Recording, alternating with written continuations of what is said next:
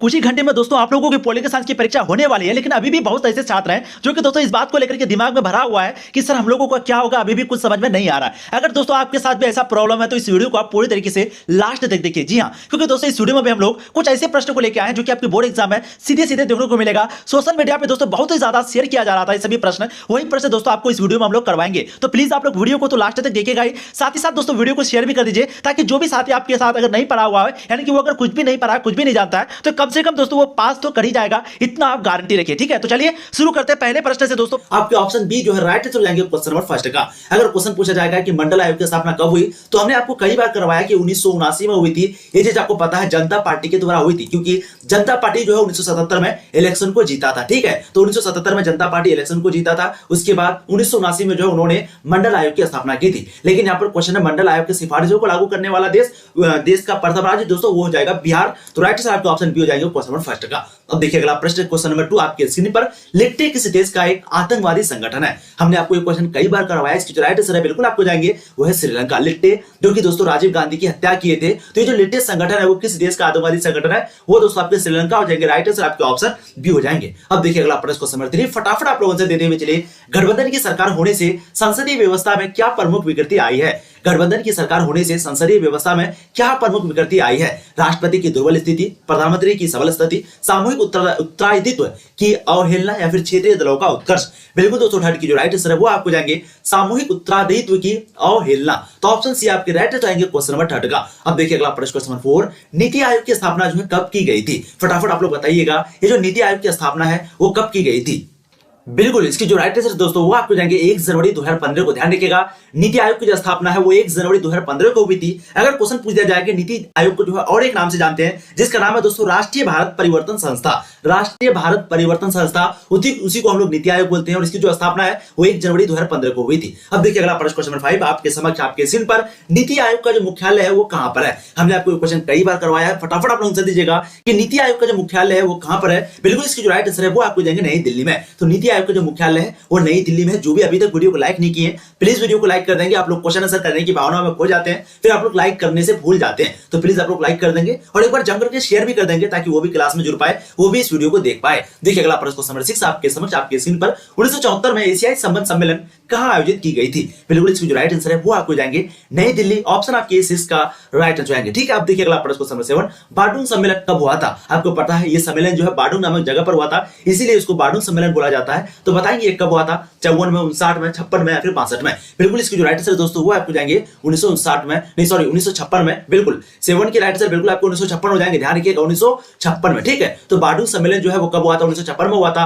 Right answer यहाँ पर आपको ऑप्शन सी हो जाएगा। ऑप्शन थोड़ा सा उलट फिर है, ये ध्यान रखिएगा, कब? 1956 में। बहुत बढ़िया। देखिए अगला प्रश्न क्वेश्चन नंबर 8 भारत में नेहरू युग जो है वो कब से कब तक माना जाता है? तो आपको पता है भारत में नेहरू युग जो है वो 1947 यानी कि जब भारत की आजादी हुई 15 अगस्त 1947 से लेकर के 1964 तक, जब जो है नेहरू जी की मृत्यु हुई थी। तो राइट आंसर 8 का जो यहाँ पर बिल्कुल आपके ऑप्शन ए हो जाएंगे। और जस्ट 1964 के बाद कौन प्रधानमंत्री बने थे? बिल्कुल लाल बहादुर शास्त्री। ठीक है, तो ध्यान रखिएगा, पूछा जाता है कि जय जवान जय किसान का नारा किसने दिया था? तो दोस्तों वो लाल बहादुर शास्त्री ने दिया था। और लाल बहादुर शास्त्री की जो मृत्यु है वो 1966 ईस्वी में हो गई थी, और इसके बाद जो है इंदिरा गांधी तीसरे प्रधानमंत्री बने थे। देखिए अगला प्रश्न क्वेश्चन नंबर 9 1989 में किसने राष्ट्रीय मांझा सरकार का नेतृत्व किया? वीपी सिंह ने, यानी कि विश्वनाथ प्रताप सिंह ने, इंदिरा गांधी ने, जवाहरलाल ने, इनमें से कोई नहीं। बिल्कुल 9 की जो राइट आंसर है वो आपको जाएंगे विश्वनाथ प्रताप सिंह ने। तो 1989 में किसने राष्ट्रीय मांझा सरकार का जो है नेतृत्व किया था? तो दोस्तों वो जो है वीपी सिंह यानी कि विश्वनाथ प्रताप सिंह ने किया था। देखिए अगला प्रश्न क्वेश्चन आपके 10 काफी इंपॉर्टेंट क्वेश्चन आपका। चीन में साम्यवादी शासन की स्थापना कब हुई थी?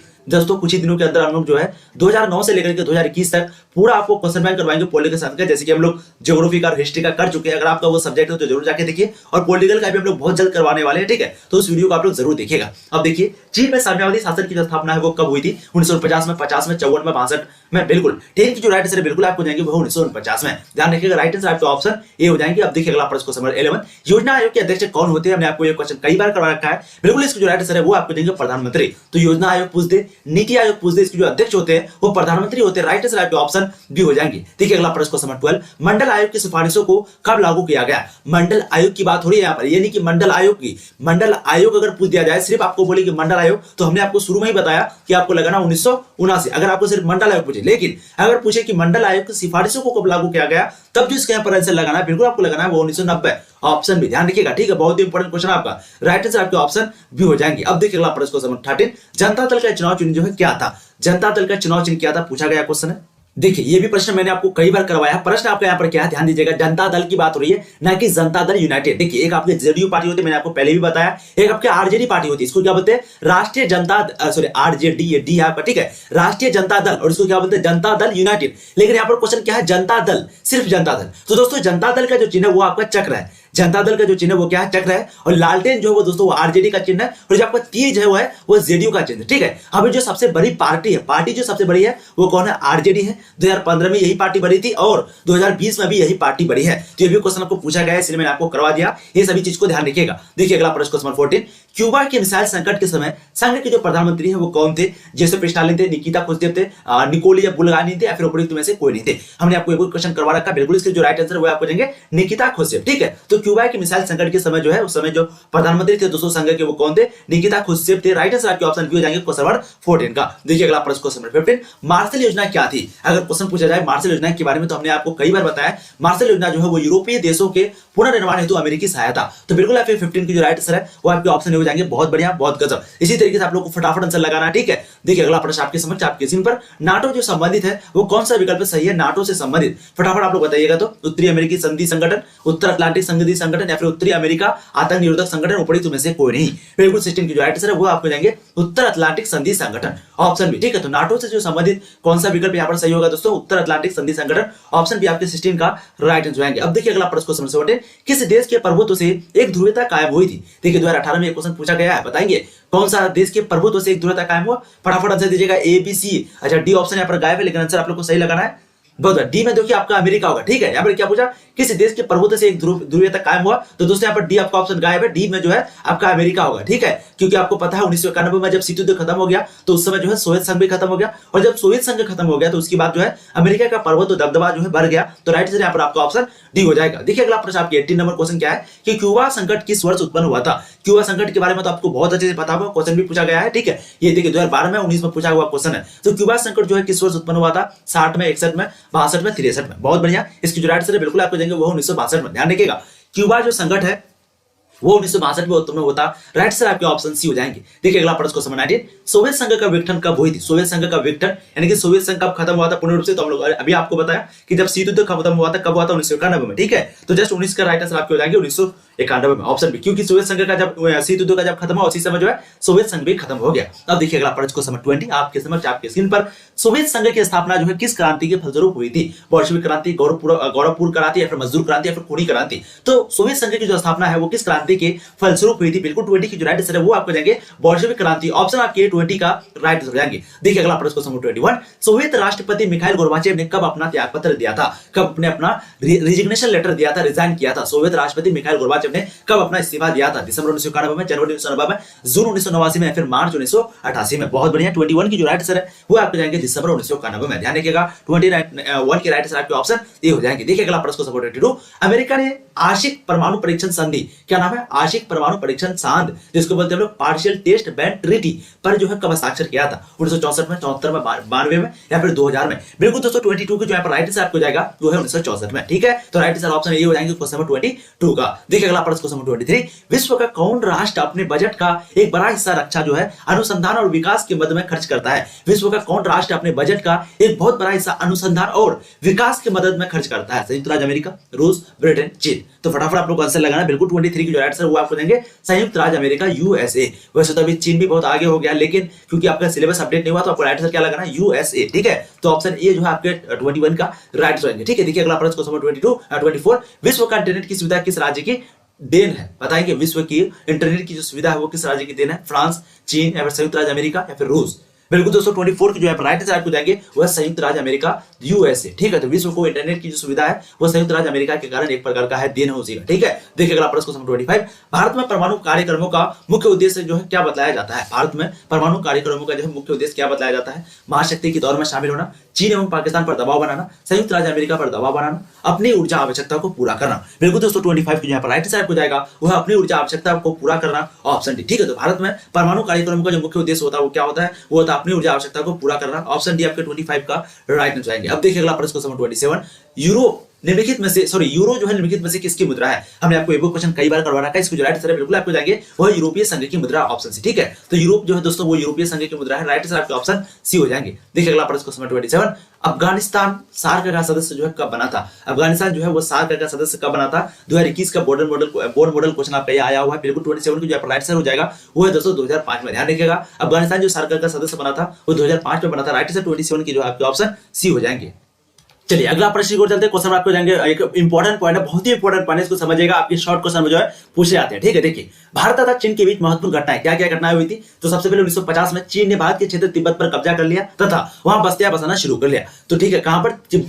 तिब्बत पर जो है कब्जा कर लिया। कौन? चीन। कब? 1950 में। 1950 में चीन ने भारत के क्षेत्र जिसका नाम था तिब्बत उस पर कब्जा कर लिया तथा वहां जो है बस्तियां बसाना शुरू कर दिया। दूसरा, चीन भारत के अरुणाचल प्रदेश के कुछ इलाका तथा लद्दाख की अक्साई चीन पर अपना अधिकार जमाने के चलते 1962 में भारत चीन युद्ध हो गया। ठीक है, हालांकि इसमें भारत को जो है पीछे हटना पड़ा। तो आपको पता है कभी कभी अरुणाचल प्रदेश और कभी कभी अक्साई चीन जिसको हम लोग बोलते हैं वहां पर जो हमेशा विवाद चलते रहता है चीन और भारत के बीच, जैसे कि आप सबको पता है। ठीक है, तीसरा क्या? 1976 तक दोनों देशों के बीच कूटनीतिक संबंध समाप्त हो गए। 1976 तक दोनों देशों के बीच क्या हो गया? कूटनीतिक जो संबंध था दोस्तों, रिलेशन वो समाप्त हो गया। 1970 के दशक के बाद चीन के रूप में परिवर्तन आया। चीन के रूप में क्या आया? बदलाव आया। कब? 1970 के बाद। ठीक है, अब 1981 में दोनों देशों के मध्य बातचीत शुरू हुई तथा सीमा विवाद को लेकर बहस हुआ। ठीक है, तो चीजें आपको समझ में आई, ये 5 पॉइंट आप लोग जरूर स्क्रीनशॉट ले लीजिए। देखिए अगला प्रश्न क्वेश्चन 28, वर्तमान में तिब्बत है भारत का हिस्सा, चीन का हिस्सा, एक स्वतंत्र प्रदेश या फिर बफर राज? फटाफट आप लोग आंसर दीजिएगा। बिल्कुल, बहुत ही शानदार क्वेश्चन आपका।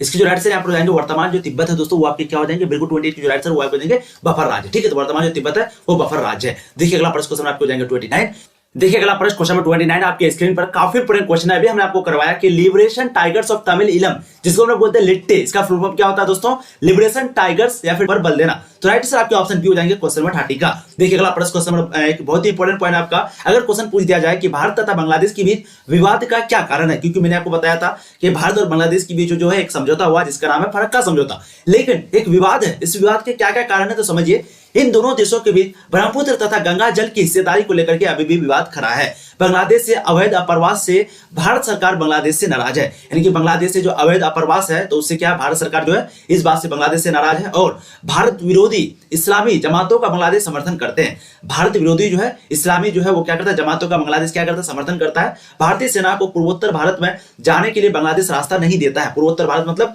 उधर ही, यानी कि सेवन सिस्टर स्टेट जो है, यानी कि 7 बहनें जो राज्य है। ठीक है, बांग्लादेश से होकर भारत को म्यांमार तक प्राकृतिक गैस निर्यात करने नहीं दिया जाता है। तो ये सभी विवाद के कारण है। अब देखिए दोस्ती यानी कि अच्छे संबंध के संकेत क्या क्या है? तो सबसे पहला, भारत द्वारा अपनाई गई लुक ईस्ट जो कि 2014 में एक्ट ईस्ट नीति पर बांग्लादेश भारत के साथ खड़ा है। ठीक है, 2014 में एक्ट ईस्ट नीति पर जो है बांग्लादेश क्या भारत के साथ खड़ा है, और 2015 में दोनों देशों ने अपने बीच कुछ परिक्षेत्रों जिसको हम लोग बोलते हैं एनक्लेव का जो है आदान प्रदान भी किया है। काफी इंपोर्टेंट क्वेश्चन है, ध्यान दीजिएगा, इंपोर्टेंट पॉइंट है। देखिए अगला प्रश्न आपका, संयुक्त राष्ट्र के अंगों की संख्या कितनी है? हमने आपको ये क्वेश्चन कई बार करवा रखा है, फटाफट आप लोग से दीजिएगा कि संयुक्त राष्ट्र की जो अंगों की संख्या दोस्तों वो कितनी है? 5, 6, 7, 8। बिल्कुल 31 की जो राइट आंसर दोस्तों वो आपको जाएंगे 6। ऑप्शन बी आपके राइट आंसर जाएंगे क्वेश्चन नंबर 31 का। देखिए अगला प्रश्न क्वेश्चन 32, भारत संयुक्त राष्ट्र का सदस्य कब बना? 1945 में, 47 में, 50 में, 52 में? बिल्कुल 32 के जो राइट आंसर है वो आपको जाएंगे 1945 में। तो भारत जो है संयुक्त राष्ट्र का जो सदस्य है दोस्तों वो 1945 में ही बना था। राइट आंसर आपके ऑप्शन ये हो जाएंगे, जस्ट 1-2 महीने के बाद ही बन गया था। ठीक है,